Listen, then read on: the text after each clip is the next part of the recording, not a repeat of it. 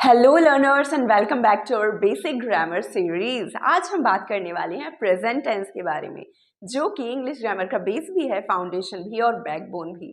आज हम इसमें कवर करेंगे प्रेजेंट टेंस के चारों पार्ट्स, यानी कि प्रेजेंट सिंपल वाला जो होता है, उसके बाद प्रेजेंट कंटिन्यूअस, उसके बाद प्रेजेंट परफेक्ट और फिर प्रेजेंट परफेक्ट कंटिन्यूअस। इसमें हम अफर्मेटिव और नेगेटिव दोनों तरह के सेंटेंसेस की बात करेंगे, सारे रूल्स को कवर करेंगे और तब आप पाएंगे कि प्रेजेंट टेंस से हल्का कुछ भी नहीं। तो चलिए बिना देरी किए शुरू करते हैं। Welcome to grammar point, this is Namita Kashyap, let's learn together. Present tense में सबसे पहले बात करते हैं सिंपल प्रेजेंट टेंस की। सिंपल प्रेजेंट टेंस यानी कि ता है ती है जिसमें आता है, वहां पर सिंपल प्रेजेंट टेंस का इस्तेमाल किया जाता है और इसके भी अलग अलग तरीके से इस्तेमाल होते हैं। जैसे कि सबसे पहले अगर मैं बात करूं तो इसका यूज होता है डेली रूटीन या हैबिट्स में, यानी कि जो काम रोज रेगुलरली हैबिचुअली होता है वहां हम सिंपल प्रेजेंट टेंस का इस्तेमाल करते हैं। इसमें इस्तेमाल किया जाता है जब सिंगुलर सब्जेक्ट होता है तो फॉर्म में SCIS लगता है, और जब सब्जेक्ट प्लूरल होता है तो उसमें हम केवल फर्स्ट फॉर्म का यूज करते हैं। एक बात याद रखिएगा कि I और you को प्लूरल में रखा जाता है। ऑलराइट, पहला सेंटेंस जैसा कि आप देख रहे होंगे, I wake up at 6 AM, यानी कि मैं सुबह 6 बजे उठता हूँ। तो ताहू आया है, इसलिए हमने यहाँ पे wake up फर्स्ट फॉर्म का इस्तेमाल किया है। Next is she drinks coffee every morning, यानी वो प्रत्येक सुबह कॉफी पीती है। ता है ती है, इसलिए हमने ड्रिंक्स का इस्तेमाल किया है, यानी कि फर्स्ट फॉर्म में SCIS लगाया है। SCIS क्यों लगाया है? क्योंकि जो शी है वो सिंगुलर सब्जेक्ट है।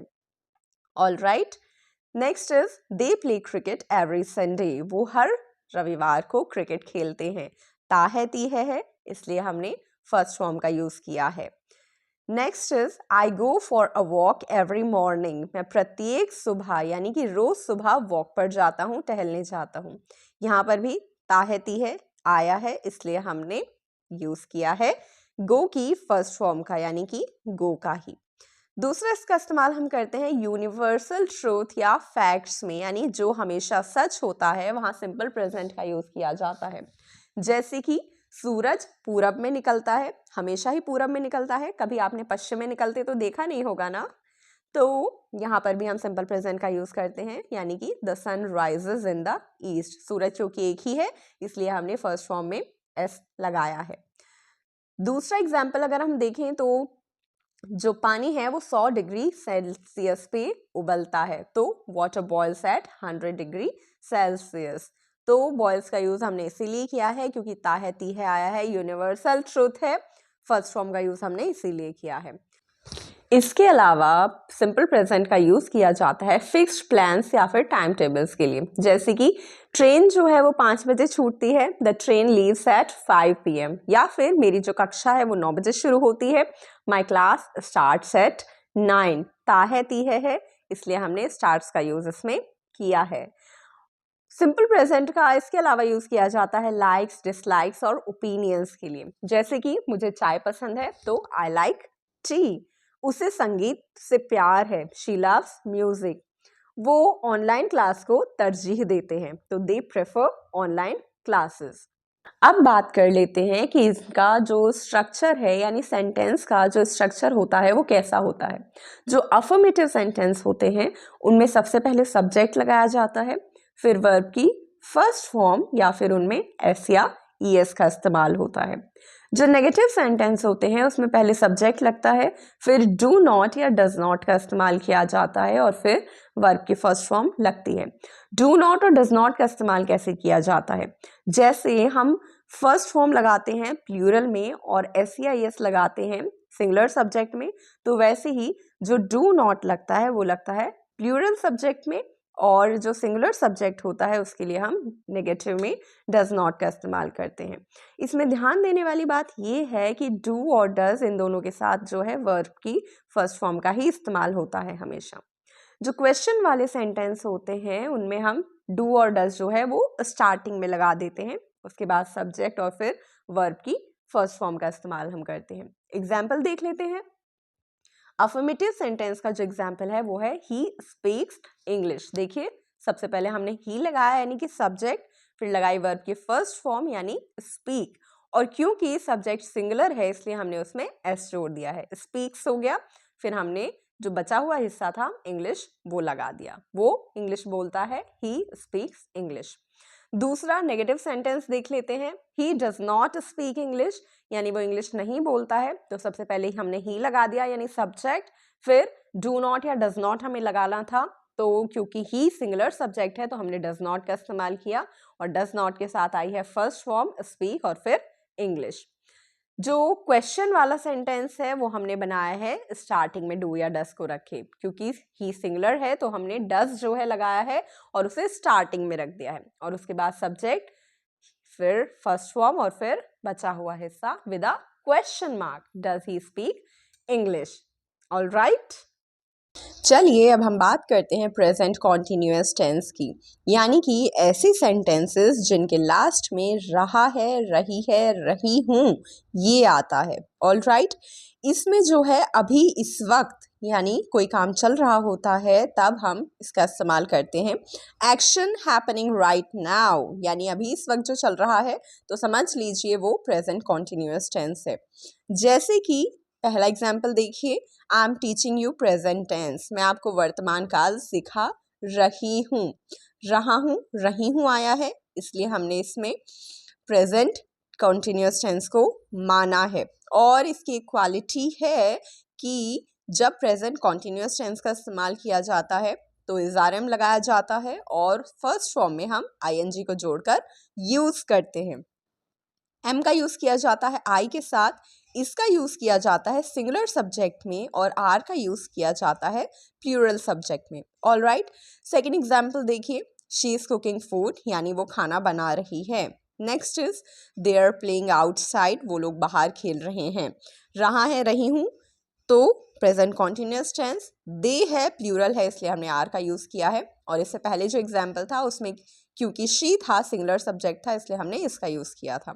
Next is I am recording the video, मैं वीडियो रिकॉर्ड कर रही हूँ। रहा हूँ, रही हूँ आया है तो हमने इसमें आईएनजी जोड़ा है रिकॉर्ड में, साथ ही साथ आई है इसलिए हमने उसमें एम का इस्तेमाल किया है। इसके अलावा जब कोई टेम्परेरी एक्शन होता है तब भी हम प्रेजेंट कॉन्टिन्यूअस टेंस का इस्तेमाल करते हैं। जैसे कि मैं इस हफ्ते अपने दोस्तों के साथ रह रहा हूँ, I am staying with my friends this week, या फिर वो एक नए प्रोजेक्ट पर काम कर रही है, she is working on a new project. भविष्य के योजित जो क्रियाकलाप होते हैं यानी कि फ्यूचर प्लान्ड एक्शन, उसमें भी कई बार हम प्रेजेंट कॉन्टिन्यूअस टेंस का इस्तेमाल करते हैं। जैसे कि आप पहला एग्जाम्पल देख रहे होंगे, वी आर मीटिंग टुमारो, यानी हम कल मिल रहे हैं, तो आईएनजी लगाया है फर्स्ट फॉर्म यानी मीट में, और साथ में वी क्योंकि प्लूरल सब्जेक्ट है तो हमने आर का यूज किया है। या फिर second example, she is visiting her grandmother next week, वो अगले हफ्ते अपनी दादी से मिल रही हैं। ऑलराइट, इनका स्ट्रक्चर अब देख लेते हैं किस तरह से बनते हैं। सबसे पहले हम अफर्मेटिव सेंटेंस की बात करते हैं, जिसमें सबसे पहले सब्जेक्ट लगाया जाता है, फिर एम इज आर, फिर वर्ब की फर्स्ट फॉर्म में आईएनजी जोड़ के हम लगाते हैं। नेगेटिव सेंटेंस में सब्जेक्ट लगाते हैं, उसके बाद एम इज आर लगाते हैं, साथ में नॉट जोड़ देते हैं और वर्ब की फर्स्ट फॉर्म में आईएनजी। जब क्वेश्चन वाले सेंटेंस होते हैं तो इज आर एम जो है वो शुरू में आ जाता है, स्टार्टिंग में आ जाता है, और सब्जेक्ट जो है बाद में आ जाता है, और फिर वही वर्ब की फर्स्ट फॉर्म में आईएनजी। जैसे कि सबसे पहले हम देखते हैं अफर्मेटिव सेंटेंस का example, she is studying, she सबसे पहले सब्जेक्ट, फिर एम इज आर में से इज लगाया है क्योंकि शी सिंगुलर सब्जेक्ट है, और फिर फर्स्ट फॉर्म में आईएनजी यानी स्टडी में आईएनजी लगाया है, स्टडीइंग। नेगेटिव सेंटेंस का एग्जाम्पल देखते हैं, शी इज नॉट स्टडीइंग, सबसे पहले सब्जेक्ट, फिर इज एम आर में से एक चीज, फिर नॉट, और फिर वही फर्स्ट फॉर्म में आईएनजी। क्वेश्चन वाले सेंटेंस में जो इज एम आर है वो स्टार्टिंग में आ जाता है, तो यहाँ पे हमने इज लगाया है, उसके बाद सब्जेक्ट शी, फिर उसके बाद फर्स्ट फॉर्म में ING, studying, is she studying. Question वाला सेंटेंस है तो विद अ क्वेश्चन मार्क। अब हम बात करते हैं प्रेजेंट परफेक्ट टेंस की, जिसकी पहचान है सेंटेंस के लास्ट में चुका हूँ, चुकी है, चुके हैं का होना। इसका इस्तेमाल किया जाता है इस तरह से, जब कोई वर्क अभी अभी कंप्लीट हुआ हो तो वहाँ पे प्रेजेंट परफेक्ट टेंस होता है। जैसे कि I have finished my homework, मैं अपना होमवर्क खत्म कर चुका हूँ, यानी हो गया है लेकिन अभी अभी हुआ है, तो इसका मतलब ये प्रेजेंट परफेक्ट टेंस है। प्रेजेंट परफेक्ट टेंस में हम इस्तेमाल करते हैं हैज़ और हैव का, हैव प्लूरल के लिए और हैज़ सिंगुलर के लिए। और हाँ, याद रखने वाली बात ये है कि हैज़ हैव के साथ थर्ड फॉर्म का इस्तेमाल किया जाता है। तो पहला इसका यूज़ है कि work completed just now recently और रिजल्ट्स विजिबल। ओके, पहला एग्जाम्पल देखिए, मैं अपना होमवर्क खत्म कर चुका हूँ, I have finished my homework. Next is she has cooked the dinner, उसने खाना बना लिया है या वो खाना बना चुकी है, तो she has cooked the dinner. वो स्टेशन पहुंच चुके हैं, they have reached the station, मैंने काम खत्म कर लिया है या कर चुका हूँ, I have done the work. तो ये सारे ही सेंटेंस प्रेजेंट परफेक्ट टेंस के हैं।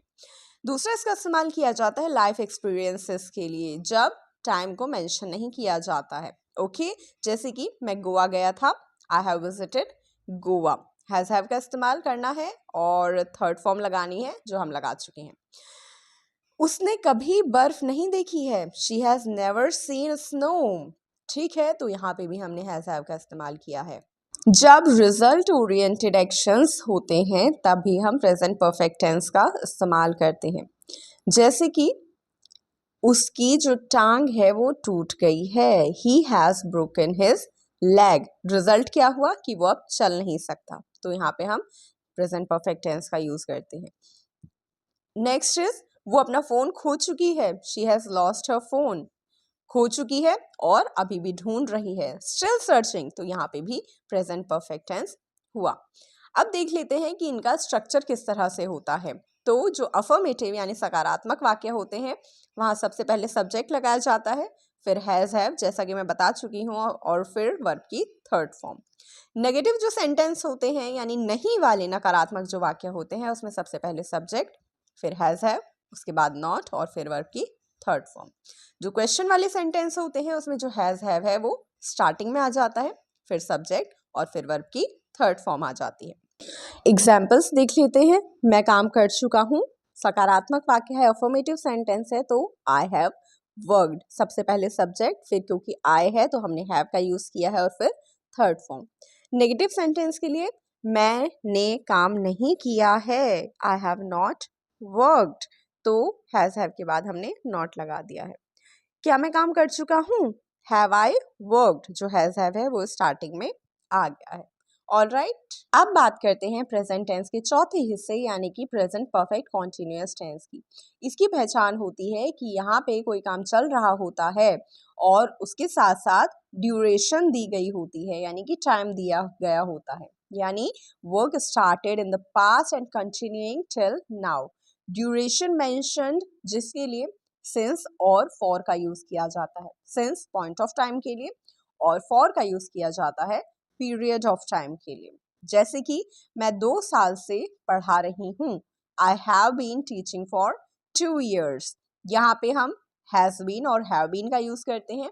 हैव बीन का यूज किया जाता है प्लूरल सब्जेक्ट के लिए और हैज बीन का यूज किया जाता है सिंगुलर सब्जेक्ट के लिए। जो टाइम मेंशन होता है उसके लिए हम टाइम के पहले सिंस या फॉर लगाते हैं, ठीक है। Next is she has been studying since morning, वो सुबह से पढ़ रही है, तो इसलिए हमने लगाया है यहाँ पे हैज़ बीन, क्योंकि सुबह से टाइम दिया गया है, साथ में रहा हूँ, रही है, आ रहा है।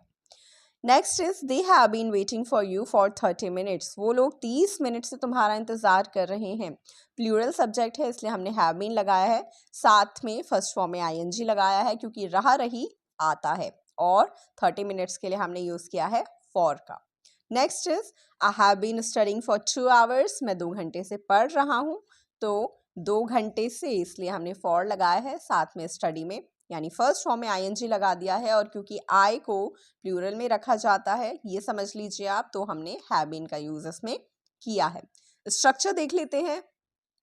अफर्मेटिव सेंटेंस जो होते हैं उसमें सबसे पहले सब्जेक्ट रखा जाता है, फिर हैज बीन या हैव बीन, उसके बाद वर्ब की फर्स्ट फॉर्म में आईएनजी, और उसके बाद सिंस या फॉर, और फिर जो भी टाइम आपका दिया गया है वो आप लगा सकते हैं। नेगेटिव सेंटेंस में सबसे पहले सब्जेक्ट लगता है और फिर हैज़ नॉट बीन या फिर हैव नॉट बीन का यूज़ किया जाता है, और फिर वर्ब की फर्स्ट फॉर्म में आईएनजी, सिंस, फॉर, और उसके बाद जो भी टाइम दिया गया है वो। क्वेश्चन वाले सेंटेंस में हैज हैव शुरू में आ जाता है, फिर सब्जेक्ट, फिर बीन, फिर वर्ब की फर्स्ट फॉर्म में आईएनजी, फिर सिंस या फॉर, और फिर आपका जो टाइम है वो विद अ क्वेश्चन मार्क। चलिए जल्दी से एक छोटी सी समरी इसकी ले लेते हैं। प्रेजेंट टेंस की 4 पार्ट्स को याद रखने का सिंपल सा तरीका। सिंपल प्रेजेंट वहाँ यूज़ किया जाता है जहाँ पे डेली या रेगुलर कोई चीज़ होती है। प्रेजेंट कंटिन्यूस होता है जो अभी काम चल रहा होता है वो। प्रेजेंट टेंस में जो परफेक्ट वाला हिस्सा है यानी प्रेजेंट परफेक्ट जो होता है उसमें अभी अभी काम हो चुका होता है, और प्रेजेंट परफेक्ट कॉन्टिन्यूस में पहले से अब तक काम चल रहा होता है। तो दोस्तों ये था हमारा प्रेजेंट टेंस। अगर आज के लेक्चर में आपको प्रेजेंट टेंस क्लियर हो गया हो तो कमेंट में प्रेजेंट मास्टर जरूर लिखें। पार्ट 3 में हम कवर करेंगे पास्ट टेंस को डिटेल्ड एक्सप्लेनेशन के साथ, तो देखना बिल्कुल मत भूलिएगा। जुड़े रहिए, सीखते रहिए। जल्दी मिलती हूँ आपको अपनी अगली वीडियो में, तब तक के लिए अपना ख्याल रखिएगा। Bye bye, sayonara.